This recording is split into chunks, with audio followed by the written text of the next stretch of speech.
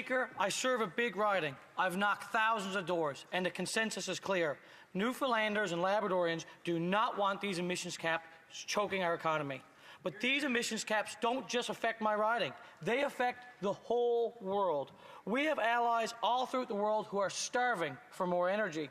Mr. Speaker, our energy is some of the most socially inclusive oil and gas in the world, with the strictest environmental standards, and we should be supplying our allies with this energy so that we can build our economy, reduce emissions, and provide international security. When Russia invaded Ukraine, the message was clear. Europe needed to eliminate their dependence on oil and gas from Russia. Countries affected, like Germany, came to my province of Newfoundland looking for more oil and gas, specifically LNG, liquefied natural gas. Instead of this Liberal government working with Germany and our private investors, they told Germany there was no business case and tried to sell them hydrogen instead. If these Liberal governments had not axed the LNG project that the last Conservative government started, Germany would have already been purchasing our resources rather than funding Russia, giving them more money and more influence in Europe to fund their wars. Wars which our taxpayers send our money to combat. It's an oxymoron. So to recap, we have emission caps, which chokes our industry, allowing for more industries to sell to more opportunities for Russia to sell their energy to fund their wars. While our taxpayer dollars lose billions in royalties, we send our taxpaying dollars to Ukraine to fight that very country. It's a lose-lose. It doesn't even begin to make sense. Why won't this Liberal government remove the emissions caps so that we can produce more for our allies to provide international security to both us and them? Mr. Speaker, believe it or not, providing the world with our oil and gas would enable us to reduce carbon emissions. We don't need to choke our economy to lower global emissions. We can actually lower global emissions by producing more and getting more Canadians back to work. Natural gas produces roughly half the emissions of coal. The Fraser Institute estimates that doubling Canadian gas production and exporting it to Asia could reduce global emissions by as much as 630 million tonnes per year. Wow. Almost 90% of Canada's total amount. Almost 90%. Let that sink in. There is also a significant carbon savings for replacing coal with traditional oil. That is why us as Conservatives are standing for it. It's a win-win. Regardless of what these Liberals fantasize about, as third world countries are rapidly developing, the global demand for energy is skyrocketing. Indeed. I was once asked a question, what year did the world burn the most amount of coal? And I pondered and I thought about it, and I figured it was probably the late 90s or late 80s. But I was shocked to learn that the answer is last year. And it's always been last year, and the answer will continue to be last year for many years in the future. And that is heartbreaking. Last year, the world consumed 90 billion tons of coal. So if the world really wants to eliminate coal consumption, we need to produce an additional 41 billion barrels of oil. And I think we can do it here in Canada. The reality is we cannot miss out on having an opportunity to have a better tomorrow because we're fantasizing about having a perfect tomorrow. Mr. Speaker, where should these nations turn to source this natural oil and gas? While our allies look elsewhere, Canada keeps selling almost all of its oil and gas south of the border. Natural Resources Canada confirms that 98% of our crude goes to the U.S., nearly 4 billion barrels per day, while the Canadian Energy Regulator shows almost all of our gas goes to the U.S. We even sell it at a discount compared to the U.S. benchmarks. It's rumored that for every $1 of crude that we send to the U.S., they export for $3. Talk about the markup. But it gets worse. Visiting a natural gas plant in Alberta, I found out that they are selling to a grid that could be brought down to the Americans for 5 cents a unit. Then the Americans liquefy that and sell it for over $12 a unit. Something is wrong here, Mr. Speaker, and that's why Conservatives believe Canadian energy should be cutting coal abroad instead of being sold off to the Americans for pennies on the dollar. Hear, hear. We are in a trade war with a country where Trump yells, drill, baby, drill, and oil companies are investing in the U.S. rather than here in Canada because there isn't enough room under these production caps. These Liberals claim they're trying to fight Trump, build our economy, and they're trying to do this with one arm tied behind our back. We need to build these pipelines. We need to build a nation that is able to export to other countries so that we can truly lower carbon emissions. And yet, this Liberal government was going around claiming they wanted to do that, but they refused to take the first step to eliminate the emission caps. Mr. Speaker, were they intentionally deceiving voters during their election campaign, or were they simply too stubborn to take the first step? The reality is if we as Canadians don't supply this energy, other countries will. And if there's one country in the world that will benefit from selling energy, I propose it's Canada. I propose it's Newfoundland. Newfoundland and Labrador's GDP relies on oil and gas more than any other province. Yes, even more than Alberta. Newfoundland has more offshore oil and gas undiscovered than we do discovered. Yet companies will not invest any further in exploration because of these emission caps. The Bay du Nord project, a project delayed time after time because of these Liberal failures, will be the last project offshore Newfoundland due to these emissions caps. Let me repeat that for the people at home. Bay du Nord, if it goes ahead, will be the last offshore project in Newfoundland and Labrador because of these emission caps. There is simply no more room. It's capped. And not only will it be the last project, but in 2032, the emission caps decrease, and the current offshore industry will have to cut back on production. Yes, cut back.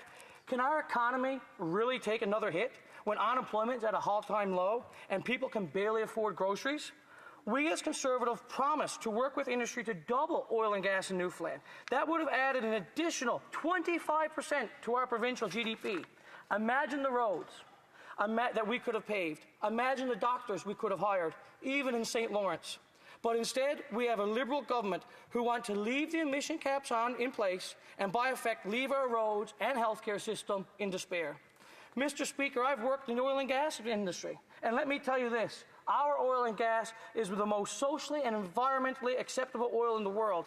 In addition to having some of the strictest environmental regulations in the world, we also have the highest safety requirements, protecting workers and prioritizing the quality of life. We have some of the most inclusive oil and gas production in the world. The Canadian energy sector does not discriminate when we hire people of all races, all genders, all sexual orientations. We ensure that our oil and gas benefits everybody in this country. And without naming names, I'm not confident that all these energy-producing countries are offering the same equality that we have here in Canada. Indeed. Why is our allies who believe in equality, who believe in safety, and want to see strong environmental regulations keep buying dirty dictator oil? It's because this Liberal government refuses to repeal the emissions cap so that we can meet their supply. So as I stated before, we cannot miss out on our opportunity to have a better tomorrow because we're fantasizing about having a perfect tomorrow. I hope this message will move the Liberal government to work with us Conservatives to repeal these emissions caps so that we can put Canada first for change. Here. Questions and comments? Questions et commentaires. The Honourable Parliamentary Secretary to Government House Leader. You can't trust the Conservative policy. Think about this. The member is saying, and he's being critical because of the United States taking our oil and then making profit off it. Now, I was questioning the critic, and I was saying, well, you haven't built any pipelines. Stephen Harper didn't build any pipelines to the West Coast. The response, well, we built 4. Well, those 4 pipelines went to the States. Now, contrast that to the one pipeline, major pipeline, that we put into place, and that went to the West Coast. Do the member not see the hypocrisy that is there?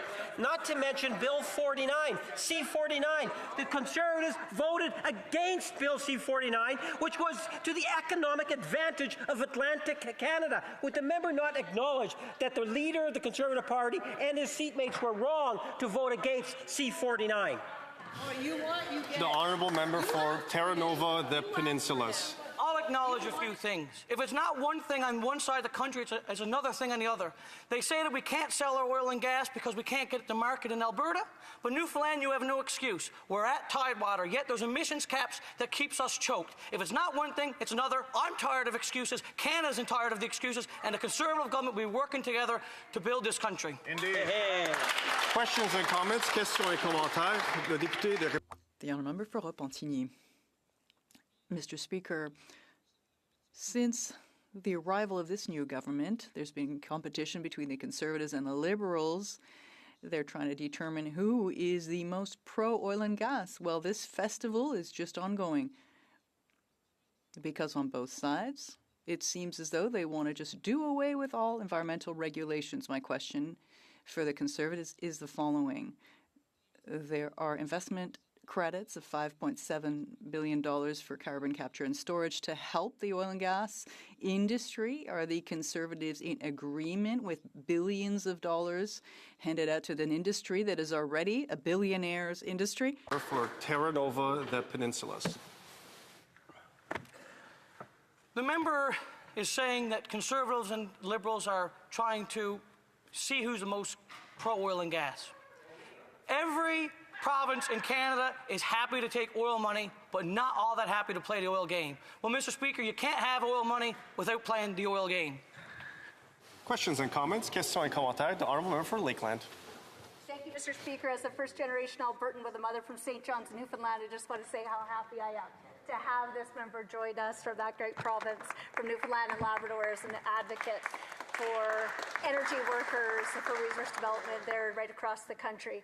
But speaking of that, given that we both know the generations of young Atlantic Canadians who have had to leave to find work in other places, and also knowing that there have been massive job losses since this Prime Minister came to office, specifically in natural resources, hundreds of thousands of job losses, in fact, year over year in May, June, and August in forestry, mining, fishing, quarrying, oil and gas. That's the reality of their record and also the future. What does he have to say to the people he represents and all Canadians about that?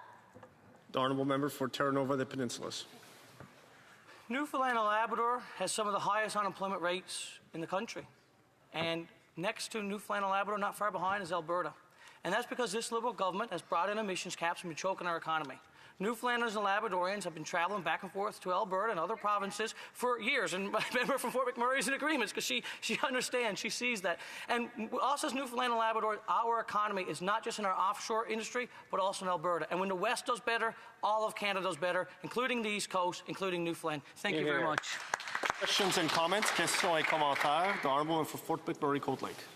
Thank you, Mr. Speaker, and I want to thank my colleague from Newfoundland for his amazing, impassioned speech. One of the things he so rightfully pointed out is that for the last 10 years, we've seen a government here in Ottawa telling the energy industry that it shouldn't exist, that it should transition away from something else, and that they were ashamed of it. Now they're sitting there trying to say that they're different, but they haven't really done anything different. They haven't got rid of the anti-energy laws. All they have done is created a new framework so they can bypass their own bad policies. I have to interrupt the member to give the chance for member for Terra Nova, the Peninsulas, to respond in 20 seconds or less.